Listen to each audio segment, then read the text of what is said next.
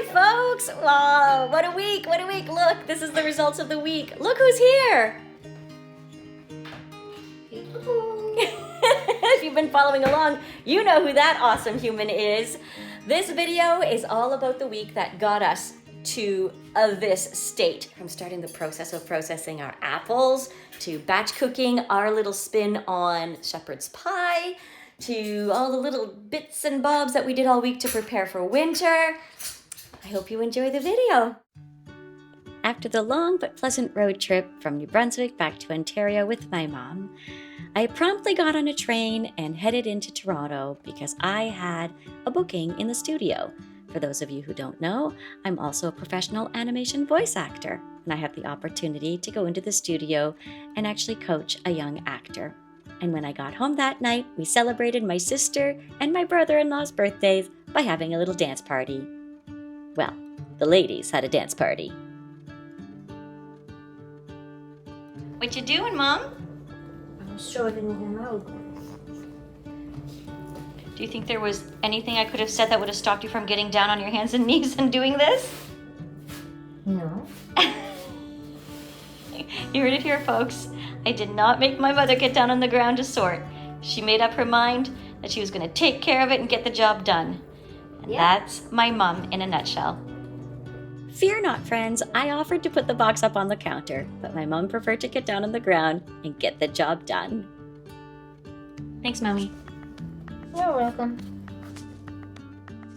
It was a busy week in the kitchen. I filmed a video where I shared my gluten-free pumpkin pie recipe and whatever those things are. You'll have to watch the video to see. Oh boy. Then on to batch cooking Abby Casserole.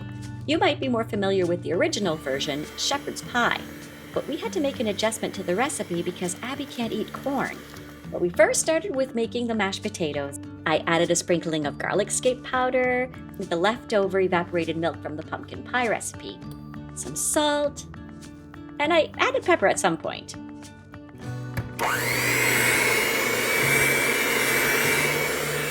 Then I got the largest amount of ground turkey I've ever purchased in my entire life. I bought it because it was a really good price, and I figured I could use some of it to cook up a batch for the dogs.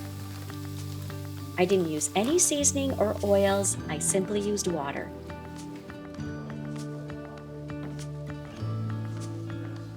Oh, and I removed the oil that was left behind.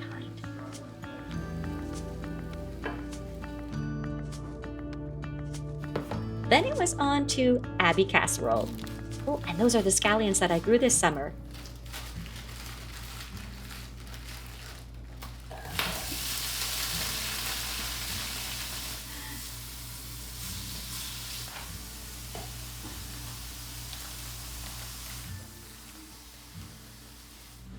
Seasoned up the meat with some salt, pepper, garlic scape powder.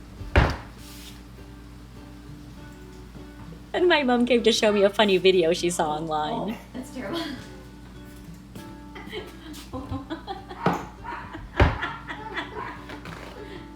For this little twist on shepherd's pie, I used cream of mushroom soup and cream of chicken soup. We use the Elmer's brand here in Canada because it's gluten-free. And French-style string beans. Well, I should show you the French side. Haricots verts à la française.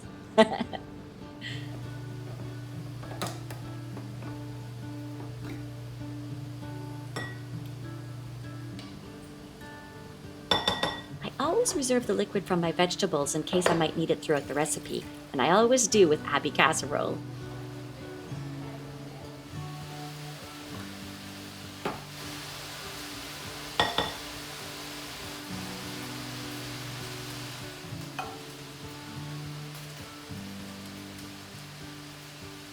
See, here I am using the liquid to rinse out and use up every last bit of that soup.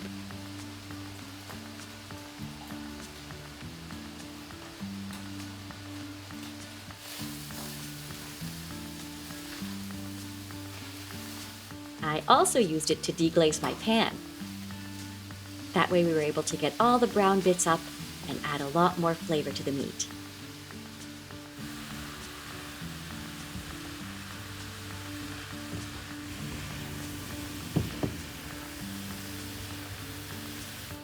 Mix up the 2 cans of green beans with the 2 cans of soup. for the amount that we needed to make. You can cut this recipe in half and it's perfect for a family meal.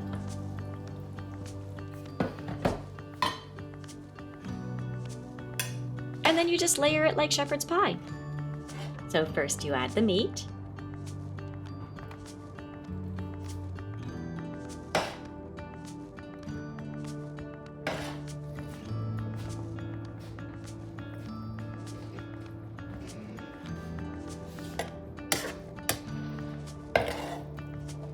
Then you layer the green beans and soup mixture on top.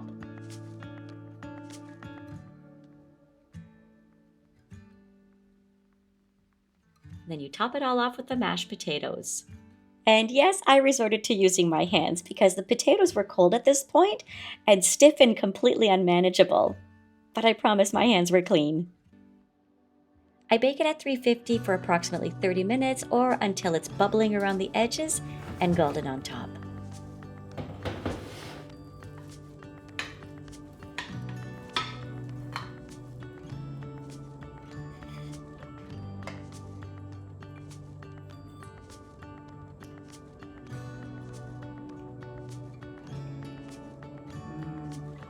We served the casserole dish for dinner. It was a hit.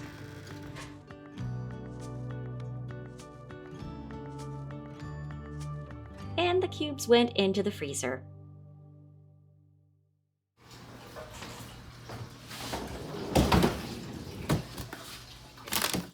Next, it was time to tackle the apples. But before I could do that, I had to set myself up. I had never processed this many apples in my entire life. A couple of years ago, I bought Darren a spiralizer for making zucchini noodles and things like that. We hadn't pulled it out of storage since we moved here, and I thought this is the perfect opportunity because it has different blades on it, including one to peel, core, and slice apples. Setting this up was clearly easier said than done.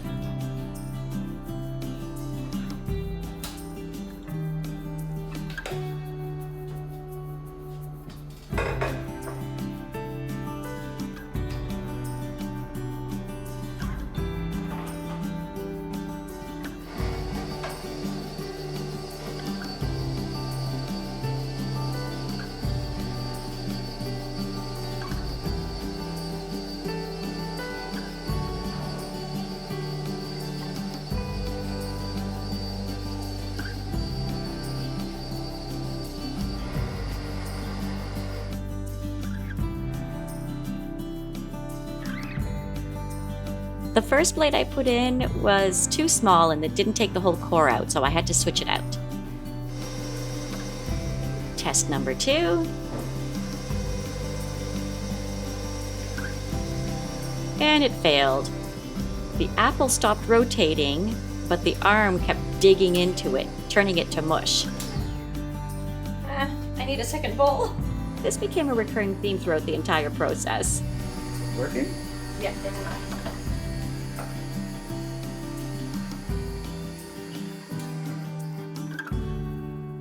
mostly, for the most part. See, there's still little bits of skin and little bits of middle. So I'm going to have to run it through the food mill anyways. I was hoping not to, but then Darren brought in the big tub of apples. I'll be able to leave things up.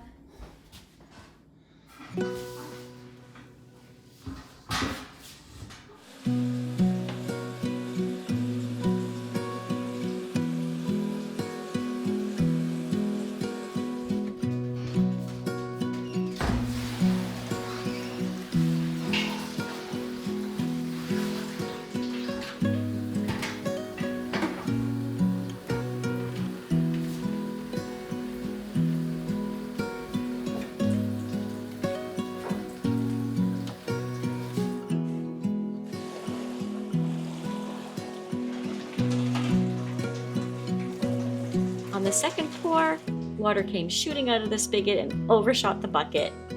It took me a minute to notice, and water got everywhere.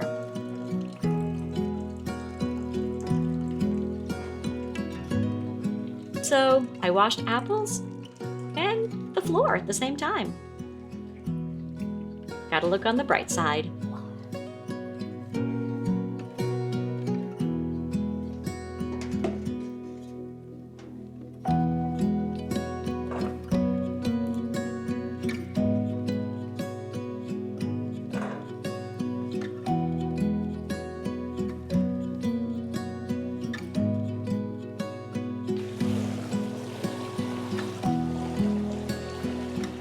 Many of you might see this and say, Denise, make apple scrap vinegar with all those leftover scraps. But there were a lot of rotted apples and a lot of blemishes. These are organic apples that have never been treated or sprayed, and the tree is probably 100 years old, so we'll save that for another time. Baby steps.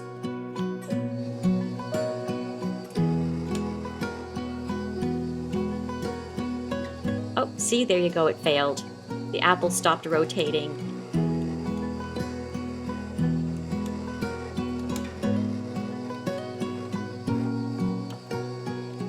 Why are you doing that? Arrgh. So I had to pull it off and peel and chop it manually.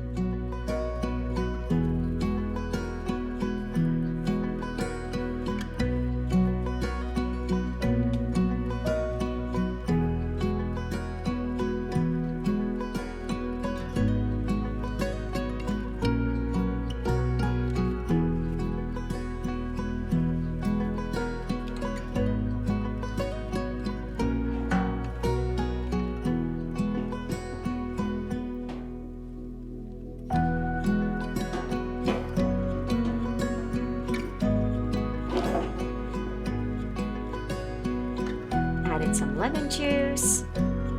But truth be told, I don't mind if they turn a little bit brown. The oxidization doesn't bother me.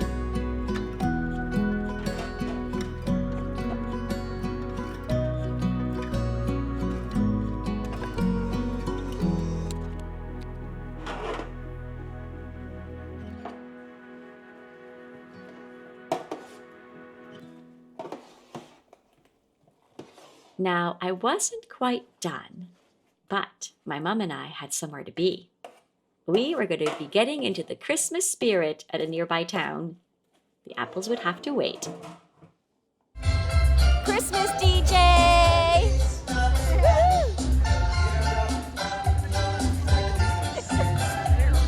Look what we got! Sparkly wands for donating to the food bank.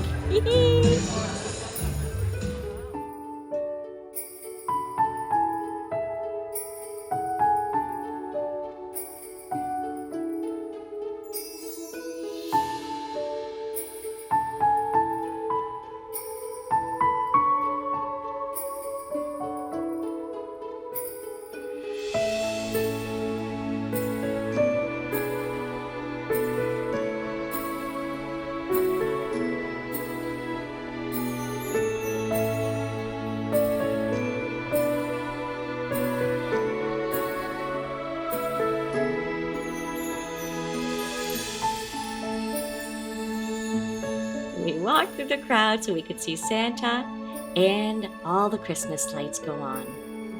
4, 3, 2,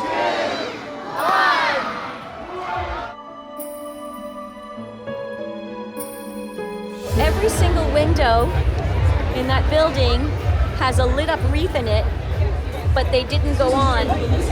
So it was a little anticlimactic, wasn't it? The lights went on after we walked away.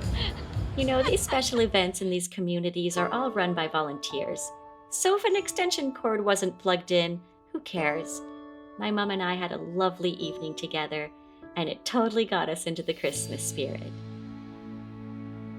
And then it was time to head home because I had a bathtub of apples waiting for me.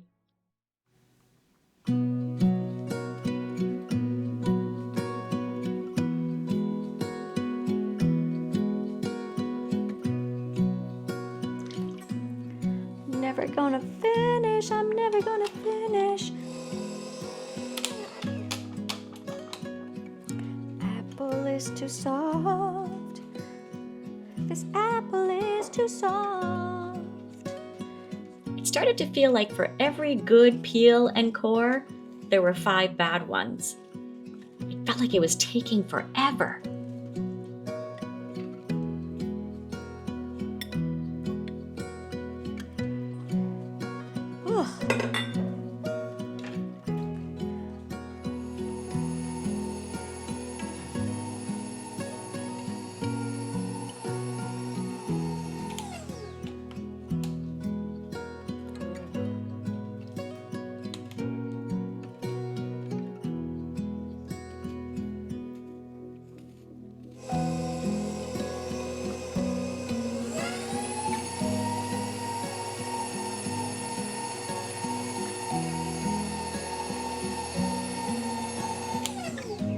Gosh, it's gonna drive me bananas.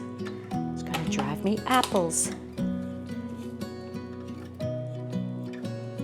Don't cut yourself again, Denise. I'm making a mess. It's what I do best. I'm making a mess. So many apples. I'm so grateful. I'm so grateful. Remember to be grateful.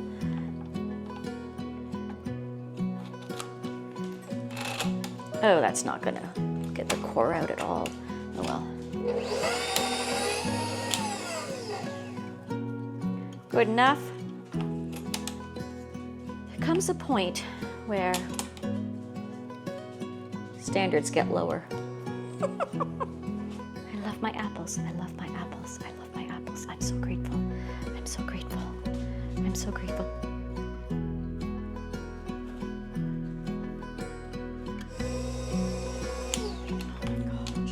I need to find that apple slicer.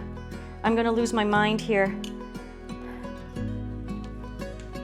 I finally found the apple slicer that I used to use to prepare my kids' apples for their lunches when they were little. I gotta tell ya, it was working really well, and my mood shifted. Oh, you have to taste these apples, they're so good.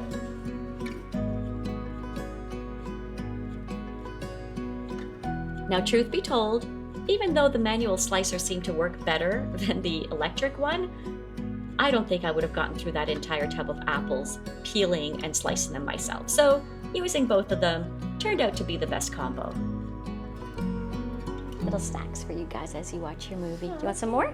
One more? Sure. There we go. Is that gonna be enough, or should I put one more in there for everybody to share? That's good?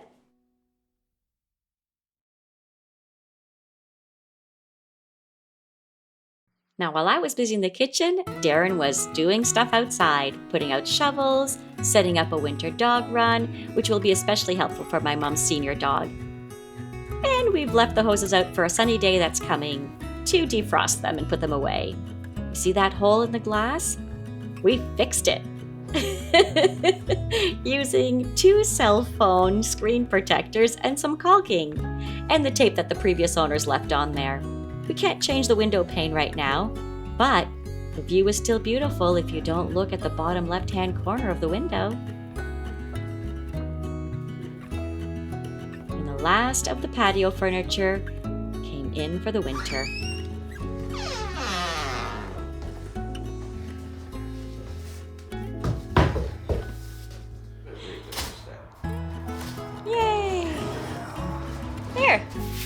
last but not least, the salt is all set and ready by the front door to keep us all safe when things get slick this winter. Now, back to the kitchen. Folks, I was so close to the end, the last of the apples.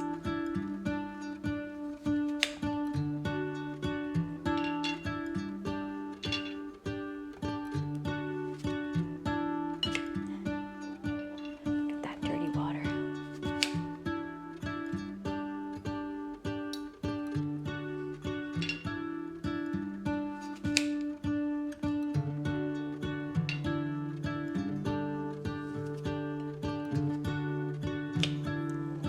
Last one. I'm so little.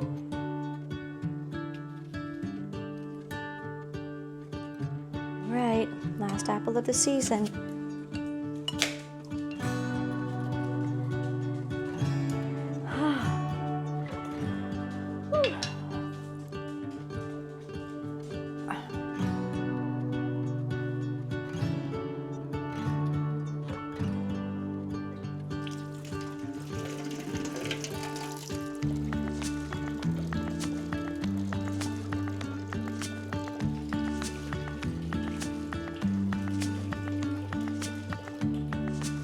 Look at all those apples. I let them cook down overnight, and this is how they look the next day.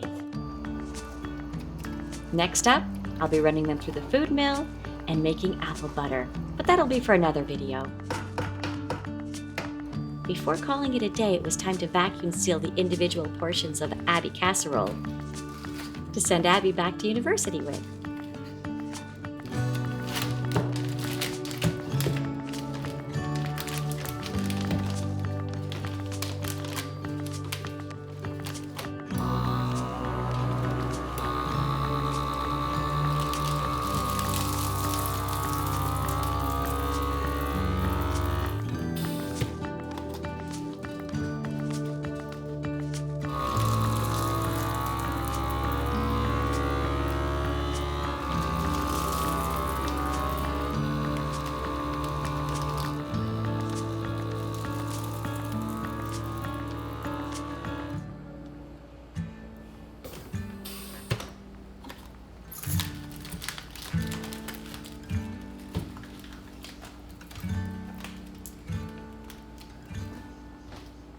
Life can get messy sometimes, and so can a kitchen. But as my mom always says, don't worry about the mess, it'll wait for you. The apples are going to cool off in the sunroom, which doubles as a cold room in the winter months. And I'm going to head off to bed and ignore the mess. Thanks for joining me, folks. I look forward to seeing you in the next video. Bye for now.